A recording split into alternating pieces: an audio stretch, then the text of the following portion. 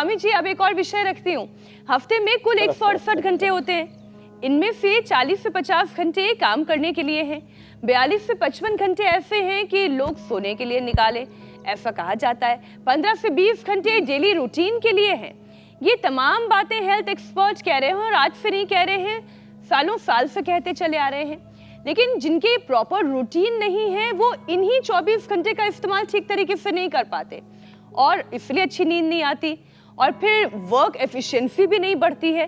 तो स्वामी जी इनका core relation आप समझाएं कि कितने घंटे। अच्छा 24 घंटे तो सबके पास है, 24 घंटे स्वामी रामदेव के पास भी हैं, 24 घंटे किसी आम व्यक्ति के पास भी है, लेकिन उसे एफिशिएंटली कैसे इस्तेमाल करना है ये समझदारी डेवलप करनी बहुत जरूरी है। स्वामी जी आप सिखाएं। Time management, life management, priorities ये हमें तय करनी पड़ेगी। जैसे मैंने अपना बना रखा है, मैं ये 2 मिनट में कहता हूँ। रात को 9:30 से 10 के बीच सो जाना, सुबह 3 बजे जाग जाना और फिर 5 मिनट में नित्य कर्म से निवृत्त हो जाते हैं। ज़्यादा से ज़्यादा 10 मिनट कर लो जिसमें ब्रश भी आ गया, स्नान भी आ गया, क्योंकि आपको प्रतीक्षा नहीं करनी पड़ती ना। 1-2 मिनट में आपका टॉयलेट आदि सब कुछ हो जाता है। 1 मिनट आप मुंह में पानी भर के आंखें धो लेते हैं, सुबह उठ करके एक बार पानी पी लेते हैं और धरती माता को, गुरु ऋषि परंपरा को, भगवान को प्रणाम करके और फिर अपना दिनचर्या पूरी करके और स्नान आदि करके फिर 1 घंटा ध्यान करते हैं और थोड़ा सा फिर जप करते हैं, स्वाध्याय करते हैं और फिर आगे की दिनचर्या शुरू।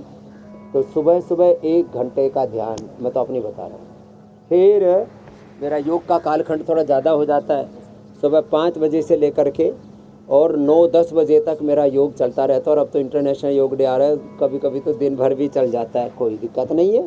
तो फिर मैंने समय दिया हुआ है हेल्थ के, इतना एजुकेशन के लिए, इतना एग्रीकल्चर के लिए, इतना इंडस्ट्री के लिए, इतना लोगों से मिलने वालों के लिए, इतना उसमें भी वीआईपी लोगों के लिए, इतना सामान्य लोगों के लिए, इतना वीआईपी लोगों के लिए मैंने आधा घंटा ही रख रखा है। आम लोगों के लिए मैंने 3 घंटे का समय रख रखा है। 12 से 3 का मेरा समय ऐसे ये सबसे मिलने के लिए जाता है। फिर उसमें जो है अपने फिर जो बड़े कार्य चल रहे हैं, जैसे हमने कहा ना, शिक्षा की गुलामी, चिकित्सा की गुलामी, आर्थिक वैचारिक सांस्कृतिक गुलामी, रोग भोग नशा की गुलामी, गिलानी कुंठाओं में देश उलझा पड़ा है। फिर इसके लिए मैंने समय निकाला हुआ है अलग अलग कामों के लिए, कि भारतीय शिक्षा बोर्ड के लिए इतना समय, पतंजलि गुरुकुलम के लिए इतना, आचार्य कुलम के लिए इतना, अपने सन्यासी बालक, घर में तो 2-4 बालक होते हैं, आप उनसे ही बात बतियाते हैं, ये करते हैं वो करते हैं जो भी है। तो अपने सन्यासी बालक हैं हमारे 200-250, उनसे फिर उनसे बात करना, उनको अपने अपने कर्तव्य में लगाए रखना। और ऐसे अलग अलग फिर कुछ बड़े प्रोजेक्ट्स हैं, मेगा प्रोजेक्ट्स हैं, उनके लिए समय निकालना।